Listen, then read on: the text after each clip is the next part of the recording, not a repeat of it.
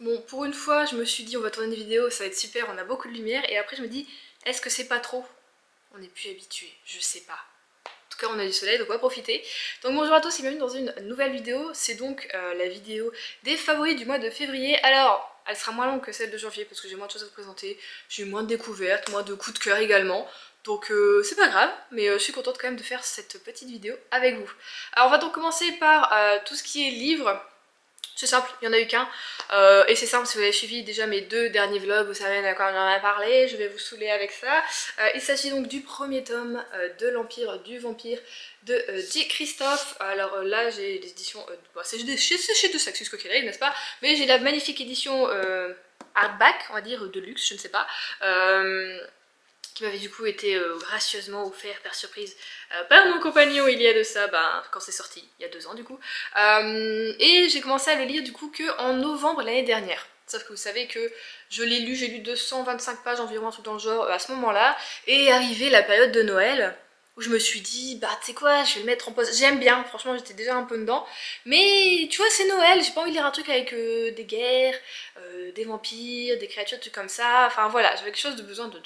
Moi, l'hiver, c'est réconfort, c'est... Bon, j'ai quand même des thrillers, mais vraiment, décembre, j'aime bien baser le truc un peu sur vraiment Noël et 100% hiver, tu vois. Donc j'ai laissé passer, et là, février, je me suis dit, pourquoi on le reprendrait pas? Allez, donc je l'ai repris, j'ai dévoré en un petit peu moins d'une semaine, et... Bah, coup de cœur vraiment monumental pour cette œuvre. Est-ce que je résume? Oui, un petit peu, je vais vous résumer un tout petit peu, on ne sait jamais. Donc c'est de la fantasy. Donc on est dans un monde qui n'existe pas. Et on est avec Gabriel de Léon. Gabriel est un saint d'argent, donc c'est une sorte de confrérie qui combat du coup les créatures de la nuit, les vampires, donc pour le royaume et aussi pour l'église parce qu'ils utilisent leur foi et certains un peu rites pour... et bah pour combattre les créatures, voilà. Au moment où on arrive au début où on rencontre Gabriel, il est en tout cas, on nous dit qu'il est prisonnier des vampires et là, il est dans une pièce et il raconte son histoire à un vampire voilà, qui lui a demandé de raconter son histoire du début jusqu'au moment là où ils sont parce que sa reine veut connaître son histoire, tout ça parce que Gabriel est hyper connu et il a fait des choses surtout assez marquantes.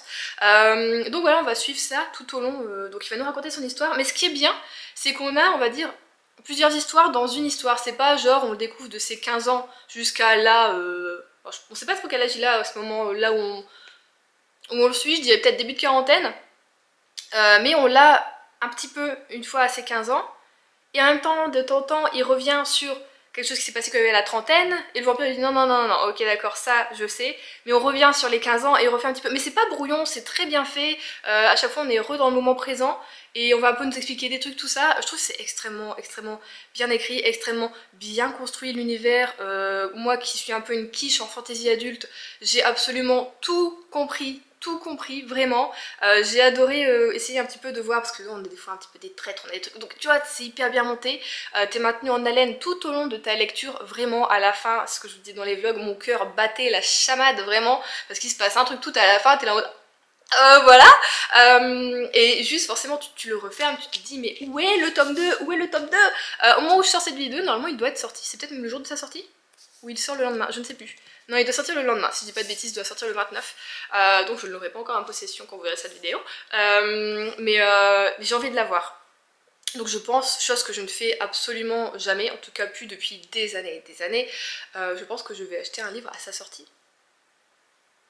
Est-ce que c'est pas incroyable? Parce que vraiment c'est le truc que je ne fais, vous le savez, jamais. Je suis là, moi je prends les bouquins 5 ans après, enfin voilà, que ça me dérange pas de lire après tout le monde. Au contraire, c'est juste que j'aime bien.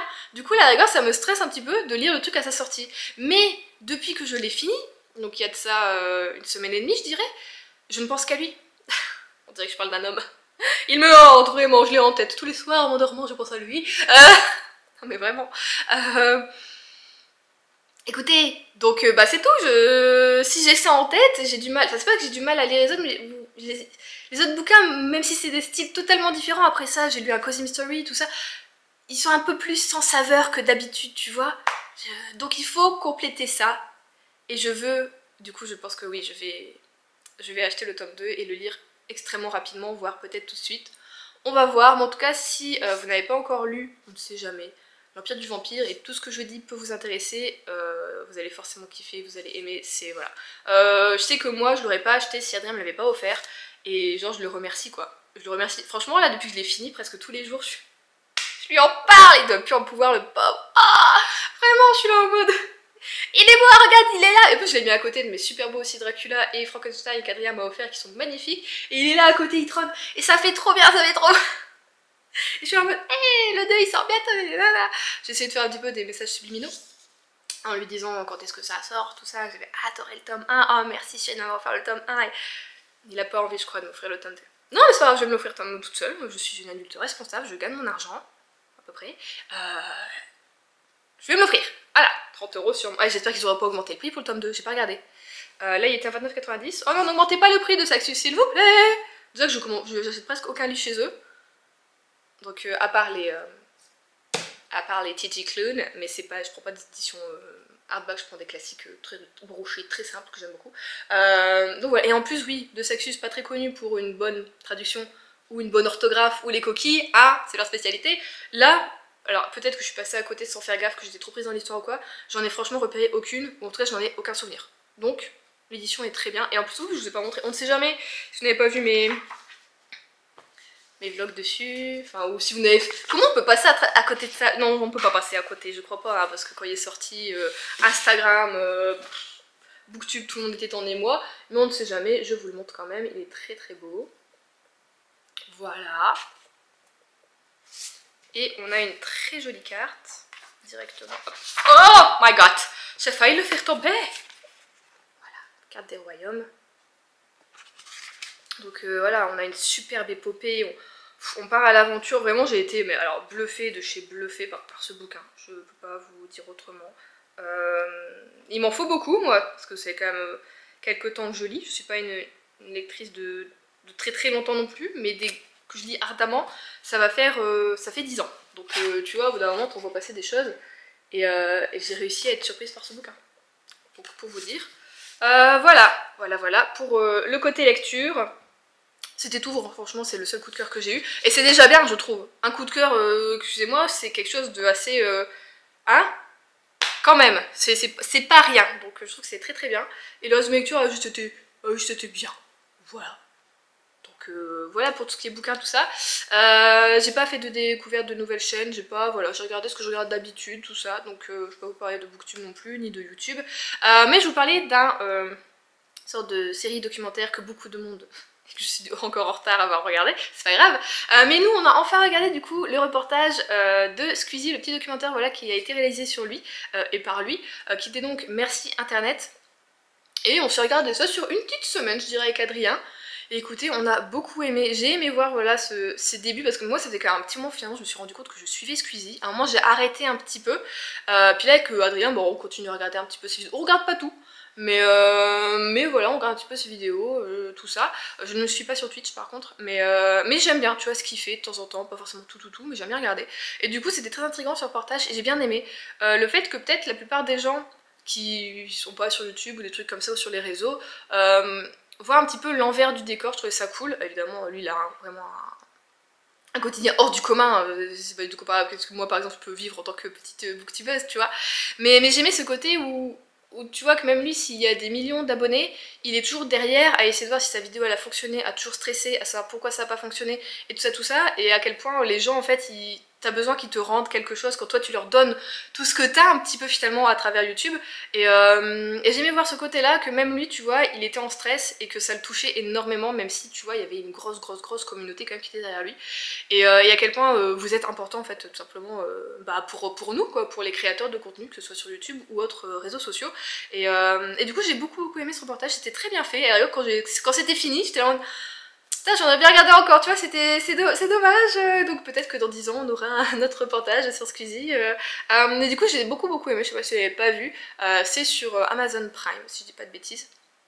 C'est des petits épisode de 40 minutes je dirais, et franchement c'est très bien fait, très bien construit, on a beaucoup de souvenirs, on a beaucoup de réminiscences et beaucoup de réflexions aussi sur ce que c'est d'être influenceur finalement, tout ça, et les problèmes que ça peut amener. Ok, ben il y en a ils sont de l'argent facilement avec ça, il y en a d'autres qui galèrent un petit peu plus, il y en a comme moi pas du tout, mais tu vois que c'est peut-être beau comme ça de visu de l'extérieur, mais que finalement derrière il y a beaucoup de taf, il y a beaucoup de soucis aussi, beaucoup de harcèlement finalement sur internet, beaucoup de problèmes comme ça, et j'ai aimé du coup voir cet envers du décor. Je me suis dit, tu vois, plus de monde peut voir ce côté là et je trouve ça cool. Voilà, peut-être que les gens vont comprendre que des mots c'est pas que des mots, les mots c'est une arme aussi, voilà, on pense aux trolls et à tout ce que tu veux, donc ouais, j'ai bien aimé, franchement on a passé un très bon moment.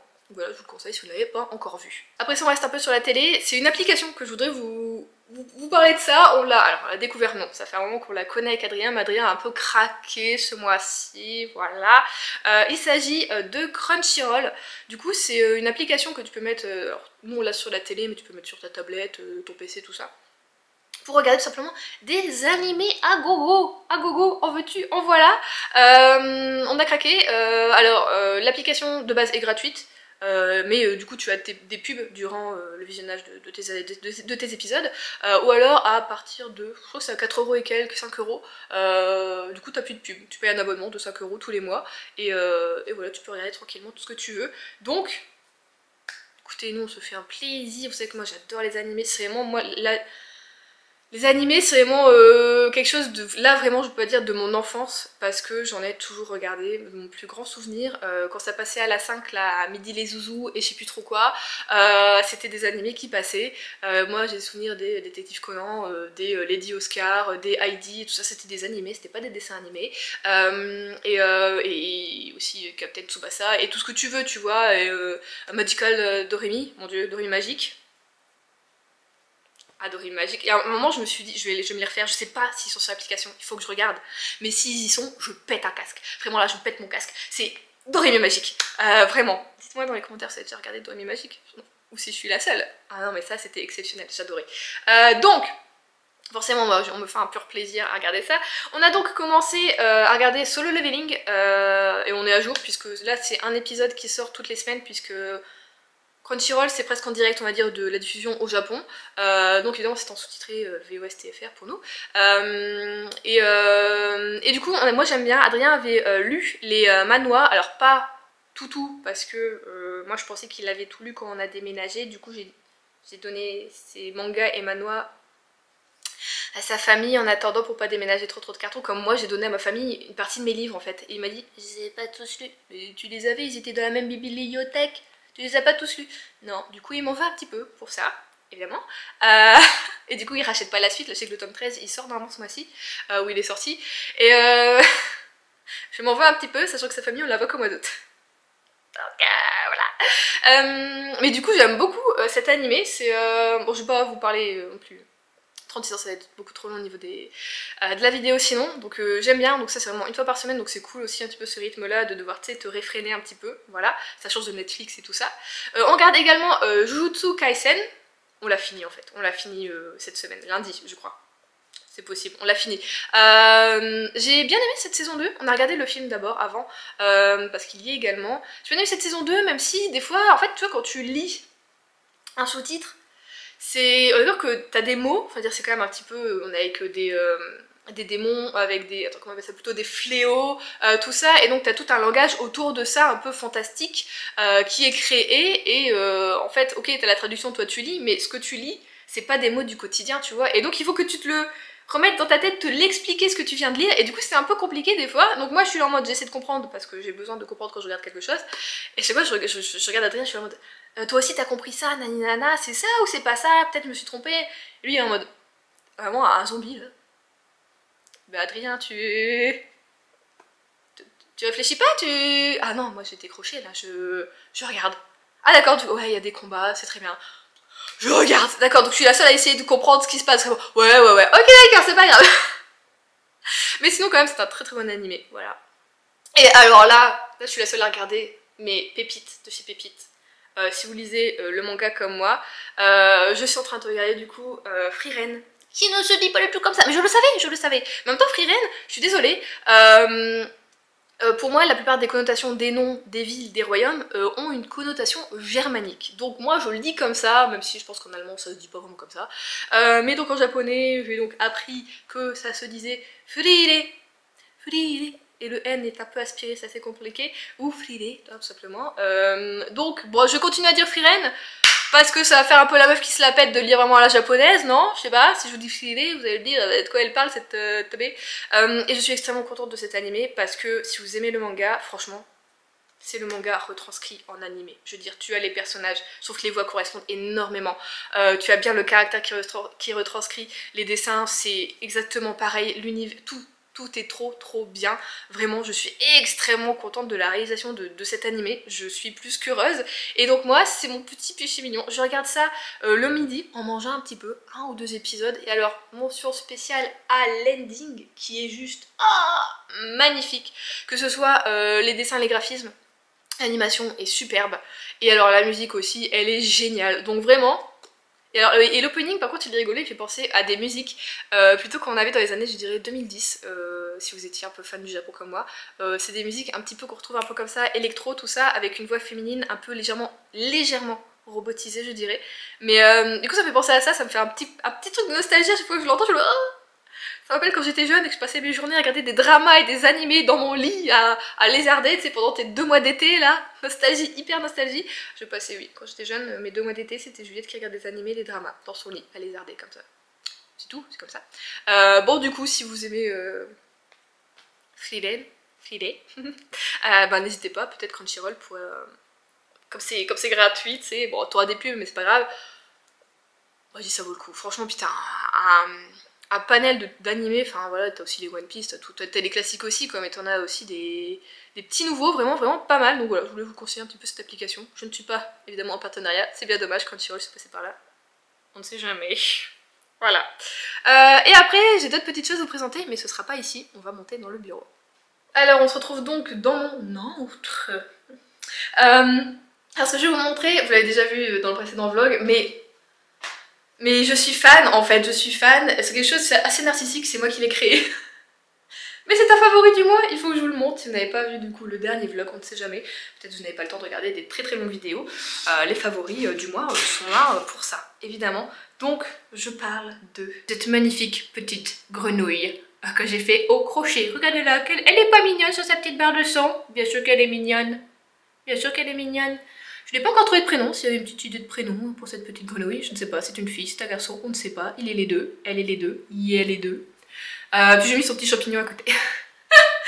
Donc voilà, je sais pas si je vais en refaire, est-ce que ça pourrait vous intéresser? Alors si j'en refais, évidemment, ce serait un peu plus joli, là vraiment c'est pour moi que je l'ai réalisé, c'est un peu un test. Je me demande même si le bidou, je vais pas l'enlever et le laisser que en vert. Et les yeux, il faut que j'achète, là moi je les ai fait en laine parce que j'avais que ça, donc ils sont pas du tout symétriques, elle est... Oui bon bah ça va, personne n'est parfait, hein. Du coup peut-être acheter tout simplement des petits boutons noirs pour faire les yeux, pour les peluches, tout ça. Donc voilà, un de mes favoris du mois, c'est moi qui l'ai fait, c'est ma petite grenouille. Et en plus elle va trop bien avec, du coup, mon tapis, ma grenouille. Voilà pour le côté un peu narcissique. Et pour le deuxième favori, mais alors là, vraiment c'est meilleur achat du mois de février. Vraiment. Là, tes cheveux blanches, on dirait un vampire. Vampire, du vampire. Oh, tais-toi Juliette, arrête. Évidemment que c'est lui. Mais c'est mon ami le rocking chair. Regardez-moi ça là. Attendez, je vais vous le faire balancer. Là. Hé, le voici, le voilà. Alors, j'ai une... Je sais pas si je suis teubée ou quoi. Moi, j'arrive pas vraiment à me balancer dessus. Il est un peu trop lourd pour que je me balance naturellement. Faut toujours que j'y pense et que je me donne de l'élan et bof du coup. Et ce qui est bien du coup sur ce rocking chair, c'est que... Attendez, je vais vous poser quelque part. Bon, on sera pas bien droit, désolé, mais... Bon, mon bureau n'est pas très grand, c'est un peu compliqué. Les pieds... Faut le mettre en l'air. Faut le mettre même super en l'air. Super en l'air. Ça pour moi, pour mes problèmes de circulation, c'est très bien. Hop, tac, et ça revient à la normale. Est-ce que c'est pas magique ça? Non, parce qu'il est quand même beaucoup moins cher que celui chez Ikea, qui n'a même pas ça chez Ikea. Hein? Voilà. Bon, comme pour la parrainage, je vous mettrai, on ne sait jamais, le bar en lien d'info. Moi je l'ai acheté en promo, plus avec un code de parrainage de 15 €.